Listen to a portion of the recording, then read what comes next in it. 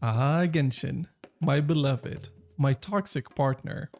As many Genshin players, I have a love-hate relationship with the game. But that's not what we're talking about today. Today, we're talking about the Genshin boycott. Now, if you've been living under a rock, there was a huge uproar about Genshin just after the 4.4 livestream, where they showcased the new content, the new characters, and the New Year celebration rewards. 13 wishes total and a 4-star selector, baby! Yay! Now you might be wondering, why is that so bad? I mean, they're giving us shit for free, right? Well, let's just say they have a track record of being quite stingy when it comes to giving back to their player base. Now, this is not the first time something similar happened, but this was the straw that broke the camel's back. And more importantly, the Chinese camel's back. Wait, they don't have camels in China, right? No, dude, I don't think they do. Actually, they do. I looked it up. Anyway, that's besides the point. Long story short, people were pissed. Hoyoverse accounts were unfollowed, people were mad on social media, and a boycott was imminent. Except, the boycott hasn't been that effective, to say the least. Now one might be asking, but Sora, how do you know that the boycott hasn't been working? Well, let's look at the numbers, shall we? The only numbers that matter. Money. Now take this with a grain of salt, of course, as this is only revenue figures in China and on iOS only, mind you, and the banner has been doing stellar. It's already in the top 15 all time. And you know what the funny thing is? On the first few days of the banner, it held the best performing banner spot, which is ironic to say the least. Now, if we think about how come this banner is doing so well, you might argue, you know, it's Nahida's rerun. Nahida is a very popular character, meta character at that. She's an Archon. She belongs to the Dendro element, which is one of the best elements of the game. Okay. We have Cloud Retainer, a very interesting character in my opinion. She unlocks a new playstyle. She brings back some old characters from the dead. Sure, and you know, she's very hot. So, we also have gaming. Wait, what is he called again? It's Gaming. Oh, sorry. Gaming, which is, to be honest, a very fun character. Even though it's a 4-star, he has a cool design in my opinion. Sure, you can argue that's one of the reasons. They introduce a new smaller region. There's a lot to explore there, I guess. Maybe the new Lunar Rite event? Is that fun? I mean, it's been delayed by a couple of days so people can explore the new region. Oh. Shotomate. Then that begs the question, why is the boycott not working then? I mean, the previous reasons are solid, but I don't think they would alleviate all of the outrage there was. With the amount of outrage we saw, you would think the revenue would plummet, right? Right? Well, yes and no. And this is what we're going to be digging into in this video. The reasons why I think the boycott is not working.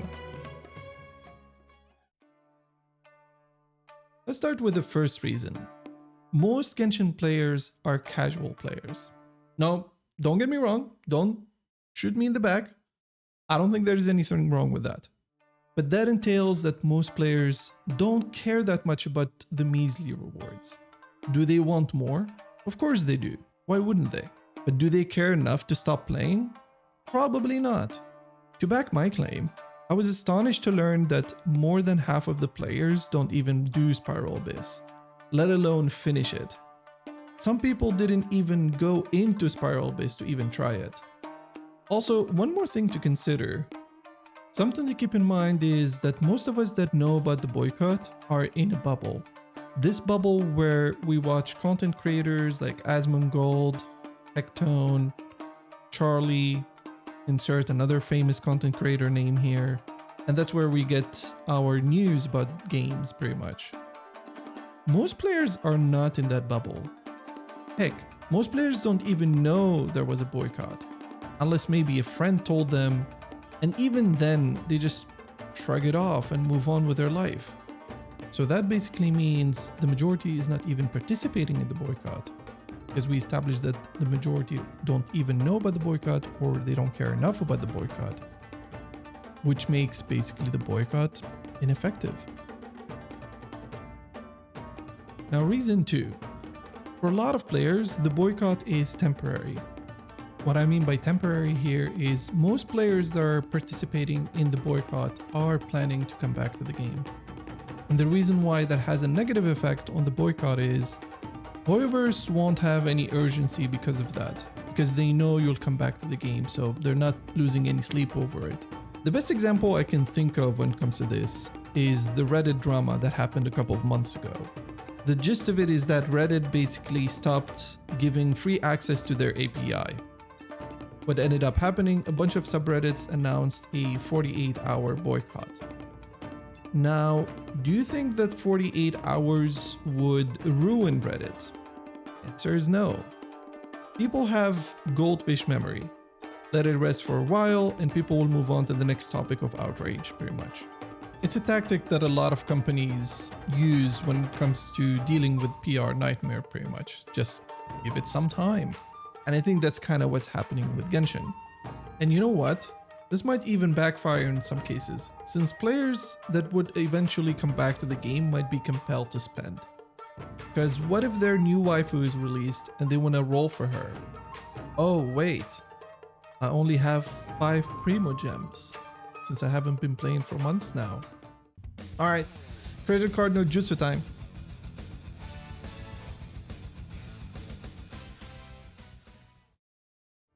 Now moving on to reason number 3. Most of the money video games make, especially gacha games, comes from whales. Not the country, these whales.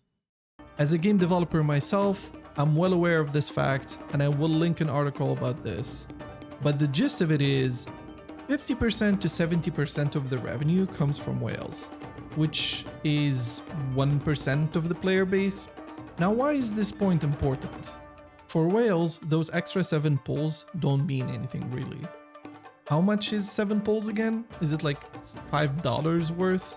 Do you think a whale that is C6ing R5ing most of his characters cares about that?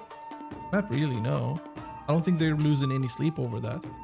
So that means their target demographic, the people that make them the most money, are unbothered, so why do they have to change anything really? But you might wonder, yeah, but what about the non-whales? Doesn't that affect the revenue? Well, it does, but not as much as you think, because as I said earlier, most players are not quitting. It's just a small minority of people that do care. And if you calculate how much that would amount to, it's not that much. Hence why Hoyoverse doesn't care. And all of this is reflected already in the banner sales, as I said earlier. Now we might also wonder, yeah, but what about the social aspect? It's a multiplayer game. You need to have a player base for it, right? I mean, not wrong, but you have to remember that Genshin is more of a single player disguised as a multiplayer. The social aspect in Genshin doesn't matter as much as an MMO, for example. Even when it comes to bragging rights, you can showcase your characters on your profile, but like, let's be honest, how many times do you actually access other people's profiles? Heck, how many times do you actually play in co-op? Think about it. Now the question becomes, how would Hoyoverse change their tune then? I think the answer is simple, really. It's competition. Genshin is uncontested in the gacha space. Yes, there are other gacha games, but they're geared towards Eastern audiences mostly. Games like FGO, Blue Archive, Arknights. As much as we give shit to Genshin, the game is really good, especially for a free-to-play gacha game. The animations are very polished, the combat is very tight, but most importantly, of course, the characters look really good, and that's what makes a gacha game, let's be honest about it. Some games tried and failed, and hence why Genshin is still at the top. Think of Tower Fantasy, anyone? Wait, is there anyone still playing that game actually? But yeah, whenever there are very solid competitors, I think people will organically move on from Genshin. And then, and only then, Hoyoverse will care and change their tune, because that would hurt their wallet, what they care about the most. The best example I can give when it comes to this is World of Warcraft. World of Warcraft was the best MMO for years, with no actual competition. The game stagnated, but people kept playing and complaining about it. It was a love-hate relationship, a toxic relationship. Does that ring any bells?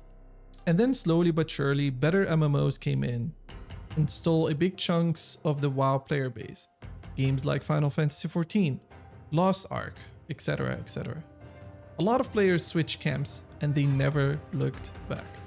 So yeah, I think of course voting with your wallet will definitely have some effect, but competition is what's gonna change things in my opinion, and it will happen organically. So yeah, just give it time. So those are my thoughts on the subject. If you like the video, please make sure to like and subscribe, and please share your thoughts on the comment as usual. Have a good one, and I'll see you next time. Bye!